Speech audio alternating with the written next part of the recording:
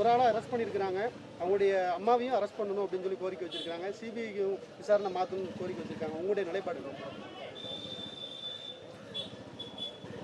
இல்லை, இந்த சிபிஐ விசாரணை அதுலலாம் எனக்கு உடன்பாடு இல்லை. அது குற்றம் என்ன நடந்திருக்குன்னு தெரியலன்னா தான் தம்பி அது இந்த மாதிரி விசாரணை தேவை. எல்லாமே என்ன நடந்திருக்கு, எதனால் நடந்திருக்குன்னு வெளிப்படையாக தெரிஞ்சதுன்னா நடவடிக்கை தான் தேவை. அதை நீங்கள் அது போய் அது சும்மா சிபிஐனா அது நகர்த்தி கடத்தி விடுறது தான். காலங்காலமாக தான் நடந்துக்கிட்டு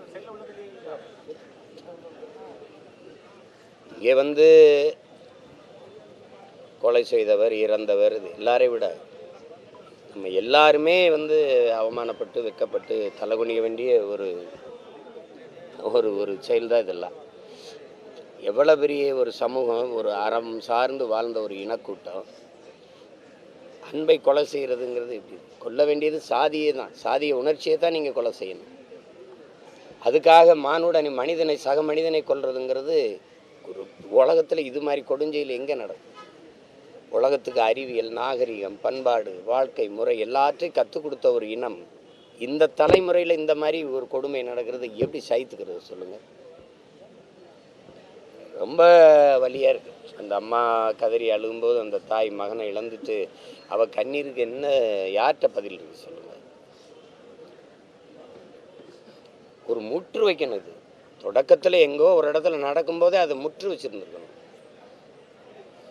இளவரசன் திவ்யா அது முடியும்னா இல்லை, அப்புறம் யுவராஜனா அது முடியும்னா இல்லை, இதுனா தொடர்ந்துக்கிட்டே இருக்கே. அப்புறம் அந்த சங்கர் கௌசல்யா அது முடியும்னா அதுக்கப்புறம் இப்போ இதுவும் தொடர்ந்துக்கிட்டே இருக்குது. இது இன்னும் எத்தனை இதுனா ஒரு இடத்துல ஒரு இதோட கடைசிரா கவினோட மரணமே கடைசி. இந்த சாதிய திமிர், சாதிய ஆணவம், அதுக்காக செய்யப்படுகிற கொலைங்கிறது இதோட இந்த நிலத்தில் முற்று பெறும் அப்படின்னு இருக்கணும். அதுக்கு தனி சட்டம் ஏற்று கடும் நடவடிக்கைகள் மூலம் முதல்ல மக்களுக்குள்ள ஒரு தலைமுறை பிள்ளைகளுக்குள்ள ஒரு விழிப்புணர்வை ஏற்படுத்தணும். பெருமை அங்கே ஒண்டி எதுக்கு வைக்கிற? நீ சாதி மதத்துக்குள்ள போய் எதுக்கு பெருமையை வைக்கிற? எதுக்கு ஒரு இதை திமிர வைக்கிற? அதுதான் பிரச்சனை இங்கே. அப்போ கல்வி ஒன்றையும் போதிக்கலை. வாழ்க்கை நெறியை, ஒழுக்கத்தை, மானுட நேயத்தை, எல்லா உயிர்களையும் நேய்ச்சி வாழ்ந்த ஒரு இனத்தின் கூட்டமாக அது சக மனிதனை சாகடிக்கிறது, வெட்டுறது, குத்துறது. அதுவும் பாருங்கள், சின்ன பசங்க படிக்கிற இந்த தலைமுறை பிள்ளைகளுக்கு பள்ளிக்கூடத்துக்கு போகிற பிள்ளைய அருவாளோட போய் சாதி வன்மத்தில் வெட்டிக்கிறான்னா அந்த பிஞ்சு நெஞ்சுக்குள் இந்த சாதிய வன்ம நஞ்சு எப்படி ஊறிச்சு, எப்படி உண்டப்பட்டுச்சு? அமைப்பே தப்பாக இருக்குது. அதுதான் இங்கே பிரச்சனை. சாதி சார்ந்து குளம், சாதி சார்ந்து கிணறு, சாதி சார்ந்து சுடுகாடு. பணத்துக்கு என்னடா தனித்தனியாக புதைக்கிற இடம்? இதையெல்லாம் ஒழிச்சான். ஒரு தலைவனுக்கு கனவு இருந்தது, ஒழிச்சான். இந்த மாதிரியா இருந்தது எங்கள் நாட்டில். என் தலைவன் கட்டிய தமிழ் இடத்துல ஒரே இடத்துல எல்லாரும் ஒன்றா உறங்கினான். இங்கேயா ஒவ்வொரு சாதிக்கும் ஒரு புதைக்கிற இடமே தனித்தனியாக இருக்குது. மழை சாதி பார்த்து பெய்யலையே, அப்புறம் என்ன? குளத்துல இவன் இந்த இடத்துல தண்ணி பிடிக்கணும், கிணத்துல அவன் அந்த இடத்துல தண்ணி பிடிக்கணும். நிலம் யாரையும் பார்க்கல. நடக்கும்போது இந்த சாதிக்காரன் நடக்காது நான் நிலம் சொல்ல, பூமி சொல்லலையே. நீ ஏன் சொல்கிற? இந்த சாமியை இவன் கும்பிட வரக்கூடாது, இந்த குளத்தில் இவன் இறங்கக்கூடாது. செத்தாலும் தமிழனுக்கு சாகி போகாதுன்னா இந்த சமூகத்தை ஒன்றுமே செய்ய முடியாது. ரொம்ப கடினம். தென் மாவட்டங்களில் சமீப காலமாக பார்த்துருப்பீங்க, பள்ளிகள்லேயே இரு சமூக மாணவர்கள்டையே அது அதிகம் இப்போ நீங்கள் நான் ராமநாதபுரம் சிவகங்கைக்காரன். எங்கள் ஊர்லெலாம் இவ்வளவு கிடையாது. என் தம்பி தான் இருக்கான். நான் என்னை கூட்டிகிட்டு போவான் தெருவில். கூட்டிகிட்டு போகும்போது நான் ஈழத்துலேயும் போயிருக்கேன், இங்கேயும் போகிறேன். அங்கே போகும்போது இந்த வீட்டில் ஒரு மாவீரர், அதாவது நாட்டுக்காக விடுதலைக்கு போராடி, இந்த வீட்டில் ஒரு மாவீரர், இங்கே ஒரு 2 மாவீரர் நாட்டுக்காக போராடி செத்துருக்காங்கன்னு சொல்லுவாங்க. இவன் என்ன தெரியுமா? இந்த வீட்டில் ஒரு கொலை சாதிக்கு, அந்த வீட்டில் ஒரு கொலை அப்படின்னா அங்கே இந்த நிலத்துக்கு ஒரு சின்ன இடைவெளி தானே. இவ்வளோ மாறுதல் ஏன் வருது?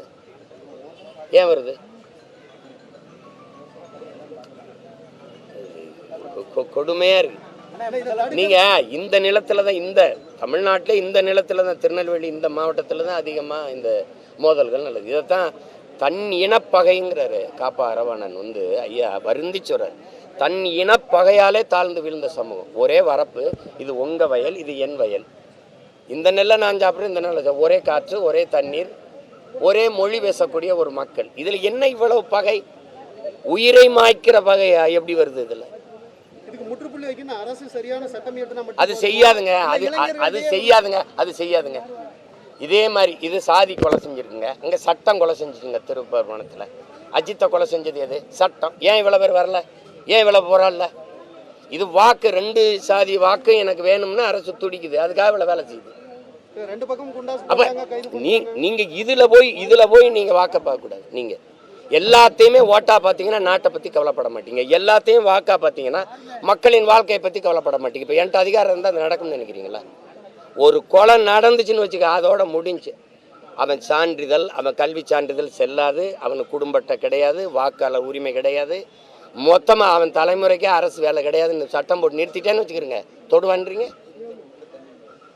நீ உன் பெருமை சாதி பெருமையிலே வச்சு வாழ்ந்துக்கப்பான்னு போயிட்டேன்னா நீ தொடுவ.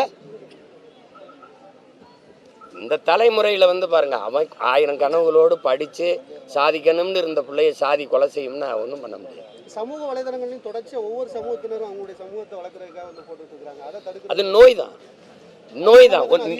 தான். நீங்கள் பாருங்கள், இதை தான் அண்ணல் அம்பேத்கரும் சொல்கிறார். என்ன சொல்கிறாருன்னா, நான் ஒரு மனிதன், என்னை மாதிரி எலும்பு நரம்பு ரத்தம் சதை பசி உறக்கம் கனவு கண்ணீர் எல்லாம் இருக்கிற சக மனிதனை தாழ்ந்தவன் இவன் தாழ்ந்தவன் என்று ஒரு சக மனிதனை தாழ்த்தி வீழ்த்தி தான் உயர்ந்தவன் என்று எண்ணத்தில் சுகம் காணுகிற ஒரு மனநிலை மன நோயை தவிர வேற என்ன? நான் கேட்குறேன், நான் ஒன்றில் என்னதில் தாழ்ந்துட்டேன்? உன்னே மாதிரி தான் நானும் பிறந்திருக்கேன், உன்னே மாதிரி தான் எனக்கு ரத்தம் ஓடுது. அப்போ என்ன இதில் எதில் நான் தாழ்ந்துட்டேன், நீ உயர்ந்துட்ட சொல்லு. உலகத்திலே உயர்ந்தவன் என்று இருந்தால் உழைத்து விளைய வைத்து உலகத்தாரின் பசிக்கு உணவளிக்கிற ஒரே குடி உழவர் குடி தான் உலகத்திலே உயர்ந்த குடி. அதில் நான் எங்கே தாழ்ந்துட்டேன்? என்னது இது கொடுமை? இது அது அந்த மாதிரி வருகிறது. கடும் நடவடிக்கையில் இருக்கணும்.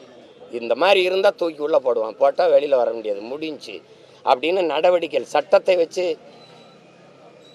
நடவடிக்கை எடுத்து ஒடுக்கினாலே ஒழிய இந்த மாதிரி சிந்தனைகள் வளர்ந்து கொண்டே வருவது அது இந்த தலைமுறையில் பார்க்கும்போது ரொம்ப கஷ்டமாக இருக்குது. இவ்வளவு முன்னவர்கள், அறிஞர்கள், ஞானிகள், சித்தர்கள், யோகிகள் எவ்வளவோ பேர் போராடி மிகப்பெரிய அரசியல் தலைவர்கள்லாம் போராடி வந்தும் இந்த தலைமுறை பள்ளிக்கூடத்துக்கு போகிற புள்ள அருவாலை பைக்குட்டில் வச்சு போய் வெட்டுவான் அப்படின்னா ஒன்றும் பண்ண முடியாது. அது